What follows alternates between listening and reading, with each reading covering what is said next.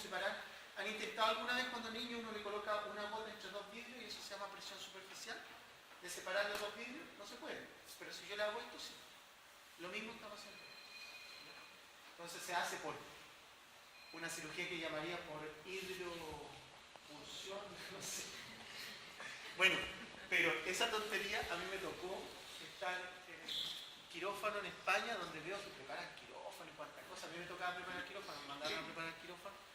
Yo preparé el quirófano todo y de repente pregunto, ¿qué vamos a operar? Porque en cirugía intraocular, con pinza, todas las cosas intraoculares.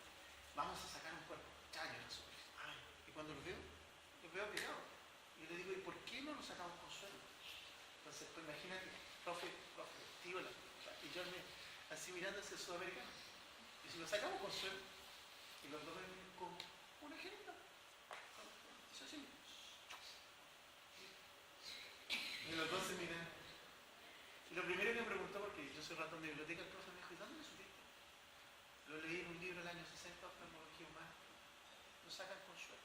Y cuando quieran sacar virutillas de metal, le colocan el puerto oftálmico, lo pasan y se adhiere, no sé por qué se adhiere, las virutillas de metal. Aquí también, fíjense, no lo van a poder sacar con facilidad, porque esto ya viene derivado, ya un colega estuvo jugando tratando de sacar eso. ¿Ya? Lo que pasa es que no fue a las charlas que yo, porque el colega que me lo derivó, me dice, ¿puedo ver? Claro, puedo. Y me miran, y después lo peor de todo, donde se empieza a cuchillar, es cuando yo paso la factura. O sea, cuando la secretaria todo. No, que es verdad. Ya a todo esto yo trabajo solo en la universidad y todo lo que marca la universidad es para la universidad. Bueno, otro punto negro que vamos a ver, que solamente lo pueden ver en gatos y en caballos, supuesto corneal. ¿Ya?